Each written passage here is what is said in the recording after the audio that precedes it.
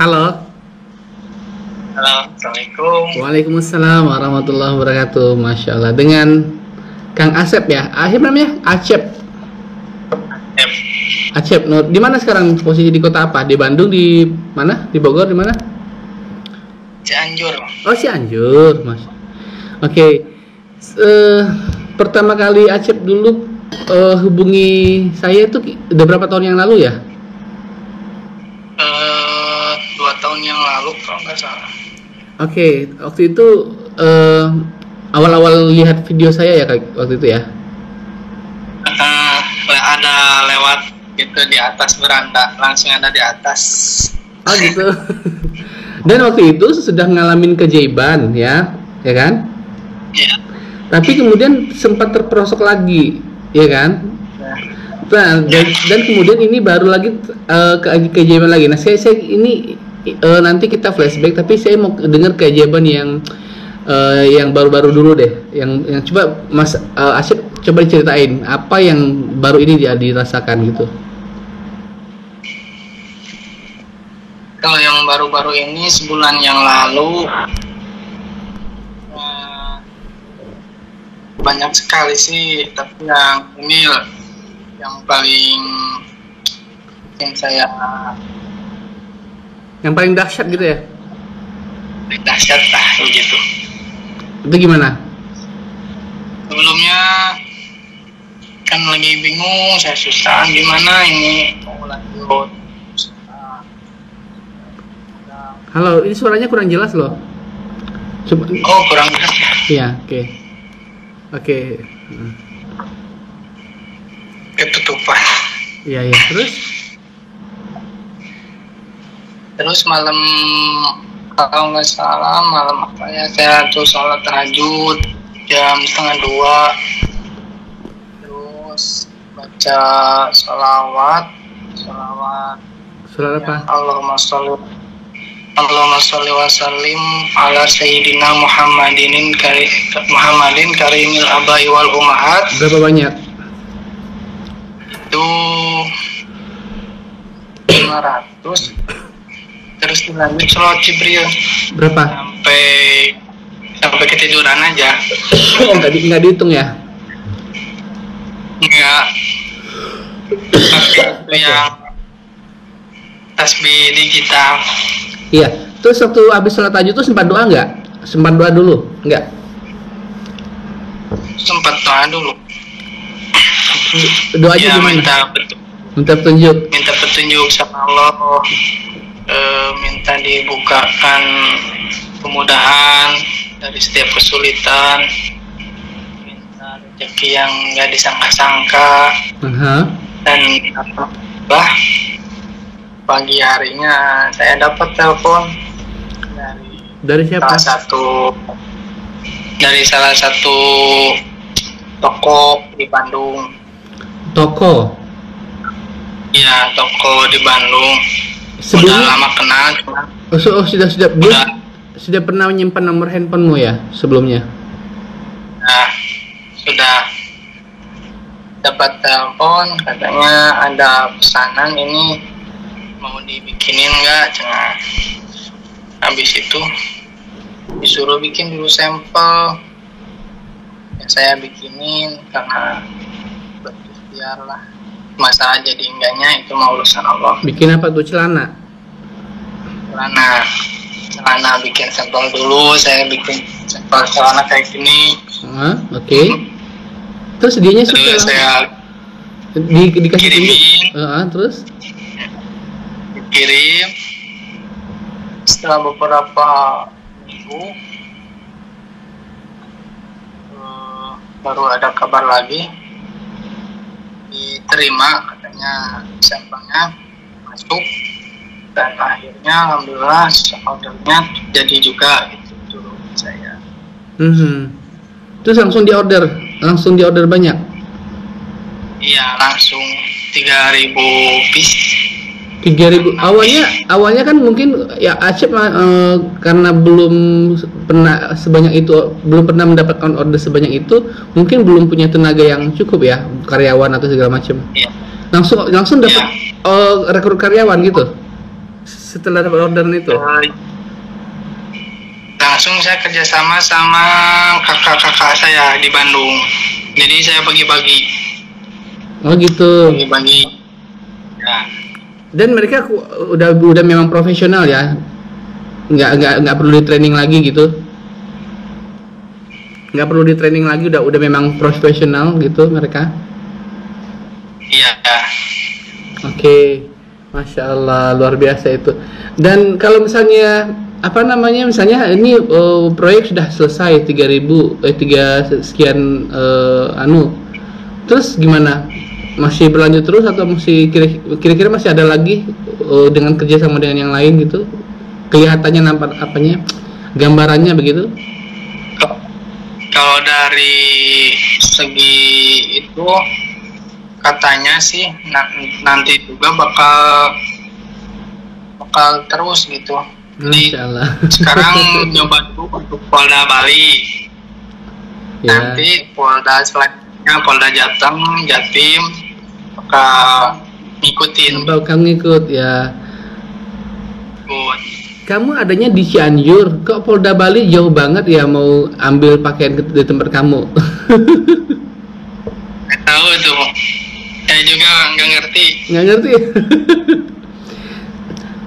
Terus sistem pembayarannya mereka udah bayar cash duluan atau bayar DP sekian dulu atau gimana? Gimana sistemnya? Pasti 50%-nya. Oh 50%, nanti kalau udah clear semua, selesai baru dilunasin gitu? Iya.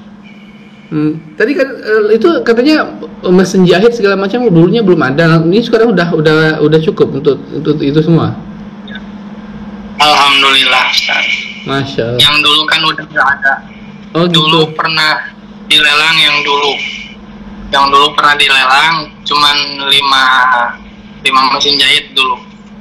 Saya lelang habis, terus ganti kan setahun. Baru buka lagi mulai tuh bulan Juli tahun kemarin. Ya berusaha. Artinya gini, dulu kamu punya usaha lalu kamu jatuh, sampai jatuhnya tuh nol banget, nggak punya apa-apa lagi. Jadi coba saya ingin mendengar bagaimana kamu di titik nol terendah itu bisa bertahan sampai akhirnya bisa survive lagi. Itu gimana kamu bisa memulainya sehingga bisa bangkit lagi? Itu juga saya nggak ngerti kalau dipikirin mah. Kalau dari titik nol itu paling berat, emang paling berat banget. Saya ngerasain. Boleh tahu maksudnya titik nol sampai gimana sih, maksudnya apakah kamu misalnya dulu punya rumah lalu kamu harus jual atau bagaimana, sampai seperti apa sih? Ya nggak punya usaha, terus banyak utang. Udah gitu mungkin orang-orang lain pada nggak percaya gitu. Ada nggak sih krisis kepercayaan dari orang? Nggak ada, kalau dari saudara nggak ada.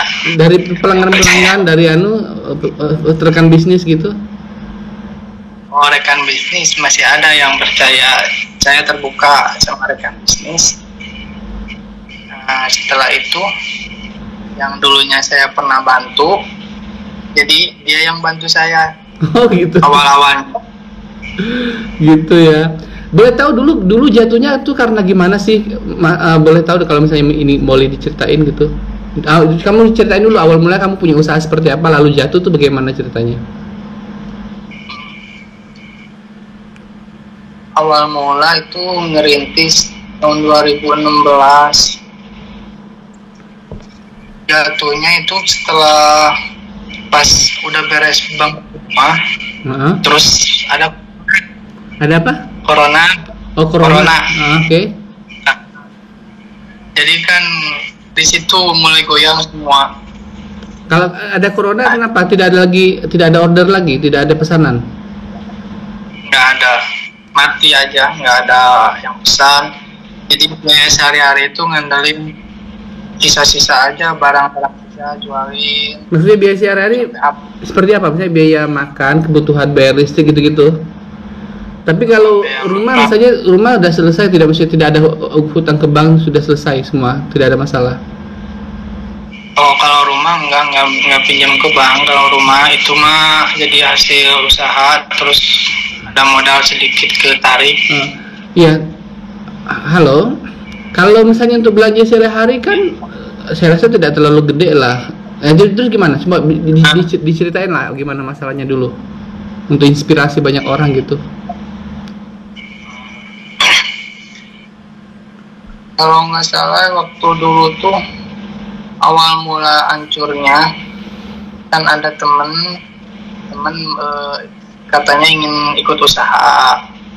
Oke. Terus sistemnya itu nggak tahu apa-apa, minta per bulan segini, saya ya kasih titip saya itu 15 juta. Oh, dia titip uang ke Mas Acep 15 juta. Buat apa? 15 juta. Dia titip untuk apa? Buat ikut usaha kata gitu. Oke. Pengen ikut usaha, cuman aturannya segimana dia minta kelebihan untungnya tuh lebih dari 10% lah. Oke. Terus akhirnya gimana? Singkat ceritanya bagaimana? Ya dari situlah jadi beratnya. Yang awal mula beratnya di situ, jadi utang banyaknya. Oh enggak, dia jenis usahanya di bidang apa waktu itu? Kalau dia cuma supir bus, bukan usaha, ingin titip dana aja gitu. Saya nggak mau tahu per bulan saya minta segini, itu. Kok Mas Acip langsung mau aja gitu, dia ngatur-ngatur gitu, nggak ada pertimbangan atau gimana? Karena dulu kan emang lagi butuh-butuh banget gitu ya. Nggak mikir. Ya Allah, oke. Nah setelah itu akhirnya itu utang sampai berapa waktu itu, numpuk-numpuk jadinya? Sampai 80 jutaan. Oke. Terus akhirnya dia sempat perkarakan masalah itu berwajib kemana atau gimana? Akhirnya bisa dilunasin atau gimana? Oh. Gimana? Enggak, kalau masalah hukum enggak. Jadi dibayar itunya aja pokoknya. Oh, bayar pokoknya 80 juta ke dia. Berapa ya? 15 juta. Jadi 19. Dia mau. Kan dia tadinya jadi 80 kan. Terus dia mau jadi jatuh segitu. Ya daripada nggak dibayar kan saya. Tapi dia nggak marah. Jadi sadar aja kali. Oh gitu. Itu setelah Mas Acip selawatin atau gimana itu prosesnya sehingga dia agak lembut hatinya? Ya terus aja bersolawat. Gitu. Jadi ada pertolongan ya. Mungkin kalau ke orang lain kalau udah dikasarin kali itu. Aduh, waktu itu kayak di neraka aja hidupnya. Iya. Bolak-balik. Itu waktu itu kan hidup susah tuh. Kok bisa ada tuh duit yang 19 juta tuh dari mana? Kalau keadaan susah kan bingung tuh dari mana duitnya tuh. Ada saudara yang bantu. Dipinjemin. Dipinjemin. Oke. Singkat cerita itu udah selesai. Nah, bagaimana Mas Acep kemudian memulai dari merangkak-rangkak hingga akhirnya memulai usaha lagi sehingga seperti yang sekarang ini? Kan mungkin agak lama ya prosesnya. Berapa tahun tuh prosesnya? Lama. Ada setahun lebih? Dari bulan 7 tahun 2021. Sampai baru sekarang mulai bangkitnya gitu ya. Oke, itu tadi Mas Acep yang salawat yang seperti yang tadi tahajud itu baru sekali itu aja, itu selalu udah sering banget. Kalau yang seringnya itu salat Jibril. Iya, kalau yang paling sering. Iya, maksudnya bangun tahajud lalu habis tahajud salawat begitu itu sering ya seperti itu. Iya, kadang-kadang kalau lagi salat tahajud kalau bangun. Lah ini kemarin itu kok tumben kadang-kadang kalau tumben ada ada gairah gimana untuk sholat tahajud tiba-tiba gitu itu gimana? Mungkin karena saking ngerasa bingungnya gitu kali ya. Iya. Kalau yang didawamin itu salat duhanya. Kalau salat duhanya selalu dawamin banyak gitu. Ya tapi kalau di zaman itu maksudnya kerjanya belum begitu banyak kan, saya rasa waktu untuk bersalawatnya kan masih luang banget, masih banyak banget kan. Beda kalau mungkin sekarang udah lebih sibuk ya, mungkin selawatnya ya mungkin dalam hati atau sambilan gitu kan gitu. Ngapain juga kalau di jalan. Iya. Di jalan sambil motor dulu tuh sambil bersalawatin aja. Ah gitu. Masya Allah. Lagi nganter-nganter sebelum ada mobil lagi merintis lagi gitu. Tapi ya kalau rumah ya masih rumah yang dulu belum diapa-apain kan, masih utuh kan? Alhamdulillah masih utuh, malah jadi nambah lagi, alhamdulillah. Jadi gudang kali ya. Jadi tempat produksi. Jadi karyawan udah nambah berapa sekarang? Kalau di rumah di sini ada 5 orang. Tinggal di rumah, tinggal di rumah juga. Di rumah. Karyawan tinggal di rumah juga? Enggak. Iya di sekolah. Oh, berarti khusus tempat produksi. Berarti karyawan cowok semua, nggak ada yang cewek? Ya, cowok semua. Iya. Nah di tempat kakak tuh ada lagi gitu? Ada. Di Bandung banyak. Masya Allah, luar biasa ya. Apalagi yang mau saya jadi bingung nih mau nanya apa lagi nih. Kesan-kesannya apa sih dari apa ya Mas Acep tuh kan, ada nggak sih kepikiran kan Mas Acep sudah bersalawat dulu waktu zaman awal-awal kenal YouTube saya, lalu kemudian jatuh, ini saya sudah bersalawat malah jatuh sih, ada nggak kepikiran gitu? Saya sudah bersalawat ke malah rugi sih, malah ditipu orang gitu, ada nggak kepikiran gitu dulunya waktu susah tuh? Enggak ya? Nggak ada. Dan Mas Acep kan setelah pernah sukses di atas lalu jatuh, masih tetap istiqomah hingga sekarang mulai bangkit lagi kan. Dan itu ya apa ya, istiqomahnya itu tetap yakin dengan amal salawat gitu, tidak lulus sedikit pun gitu. Malah makin yakin aja. Oh ya, oke. Dan karena udah banyak tuh gimana? Kamu nggak cerita yang aneh-aneh itu apalagi sih? Boleh dong diceritain hal-hal yang di luar logika, di samping yang tadi ini. Di samping yang tadi kamu terima orderan dari Polda Bali kan, itu kan di luar logika tuh, karena bagaimana ceritanya langsung sebanyak itu kan, belum berpengalaman kan untuk menjahit untuk Polda kan? Belum pernah. Ada nggak mereka komplain gitu hasil jahitan kamu? Ini kayak nggak bagus gitu, ada nggak mereka komplain? Dari hasil enggak? Malah langsung dibikinin MOU. Oh begitu. Nah, ceritain lagi dong, apalagi yang kisah-kisah yang tidak masuk akal yang kamu rasain lagi yang lain, walaupun beberapa cerita gitu.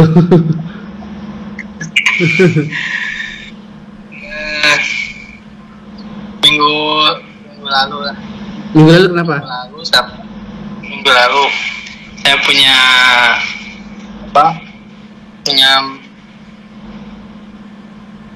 bayarin bahan, belum ada uang. Bahan. Oke, bahan datang dari pabrik. Oke. Totalnya 30 lebih, 45 jutaan. Saya pegang uang 10 juta, ini dari mana 35 jutanya saya bingung. Malamnya saya biasa salat pagi lanjut. Oke. Salawat sampai subuh lah kan. Salat Jibril itu terus. Salat Jibril pagi-pagi ada telepon lagi.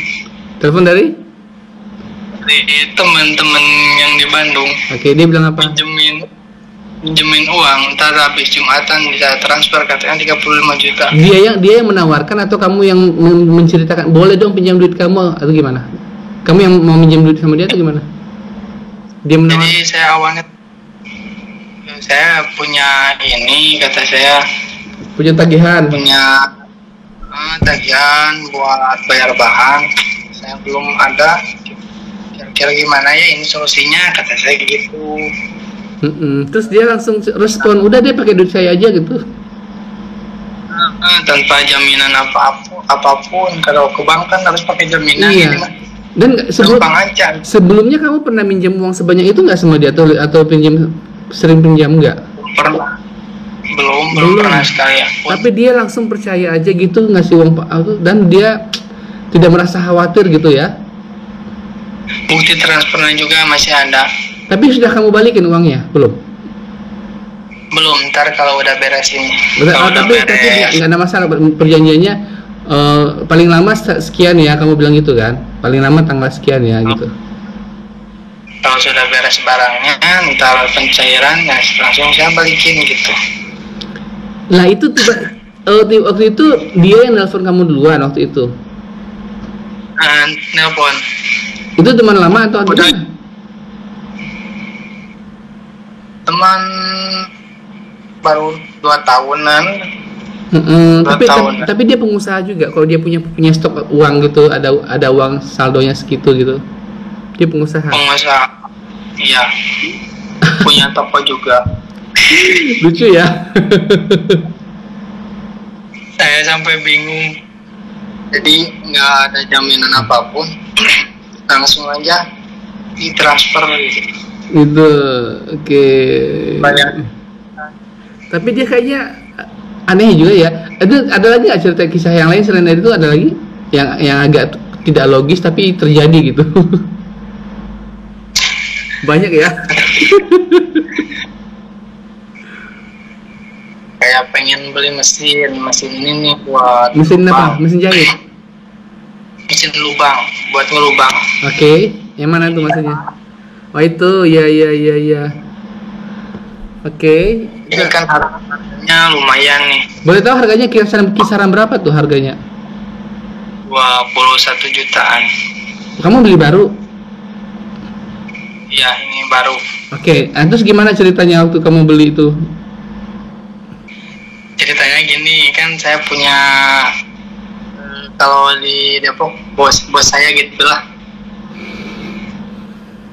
Dia suka produksi kemeja saya.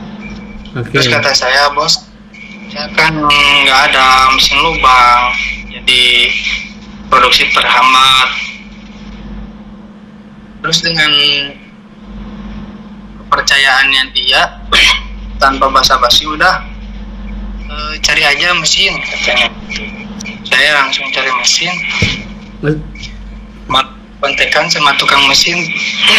Hari Jumat dikirim, sebelum Jumatan pas mau bayar saya nggak ada uang cuma ada 4 juta. Gimana sisanya?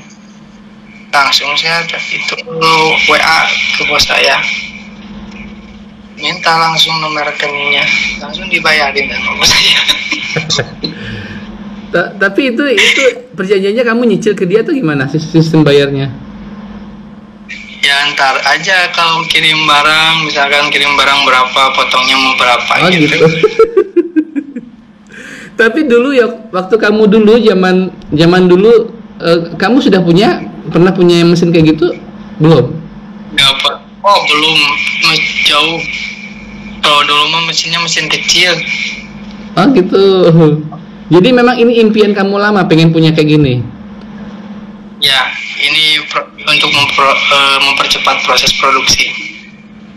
Kalau dulu mah kan mesin kecil jadi lambat gitu, suka rusak. Okay. Ya. Boleh tahu dong kamu di situ produksi apa aja? Mungkin kamu bisa iklankan kan ini kan di YouTube nanti. Jadi nanti orang-orang yang mungkin di sekitar Bandung dan sekitarnya bisa pesan apa ke kamu gitu lewat entah jahitan apa gitu. Nanti saya tampilkan nomor WA kamu gitu. Kamu bisa iklan. Produksinya perlengkapan taktikal. Apa itu? Taktikal itu apa?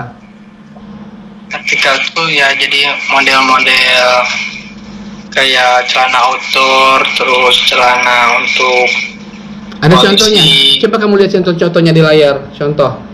Kamu bukain ayah. Itu, oh ya gitu. Ya. Itu kan bisa juga dipakai celana untuk anak muda kan, anak lagi jalan-jalan, lagi hangout kan gitu kan? Outdoor gitu. Iya kan? Outdoor lagi jalan-jalan biasa. Ada yang motif lain nggak? Entah warna yang lain?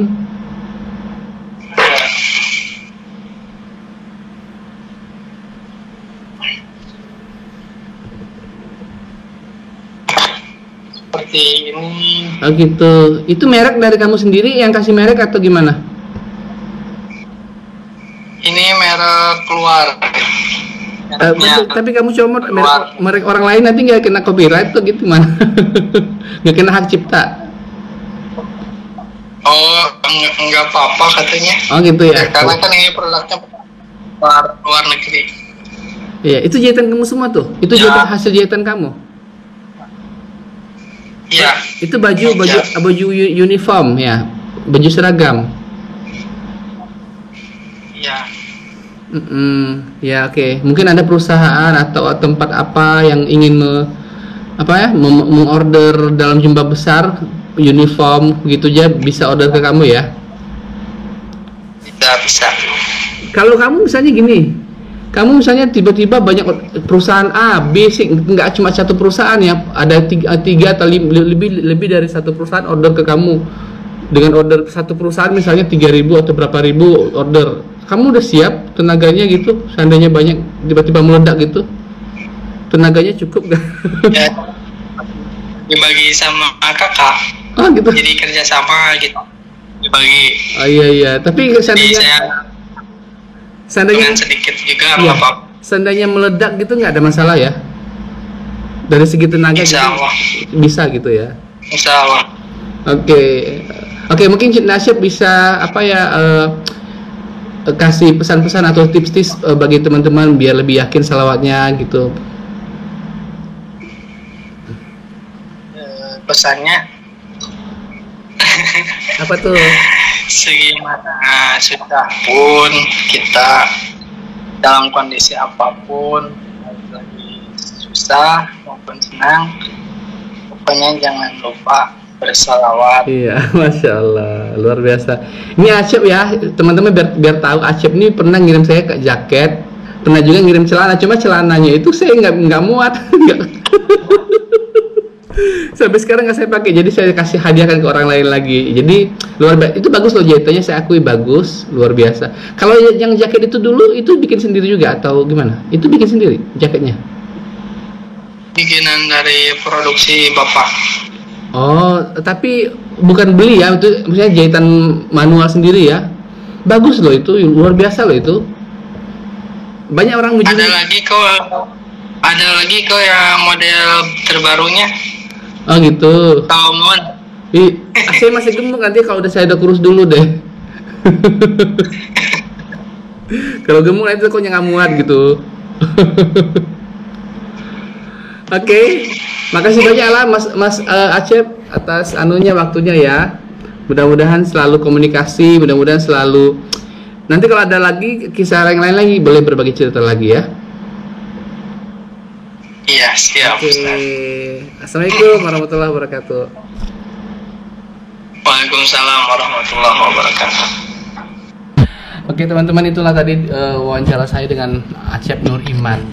Acep Nur Iman ini ya, itu dia sudah kenal lama dengan saya, tetapi baru kali ini saya sempat mewawancari beliau.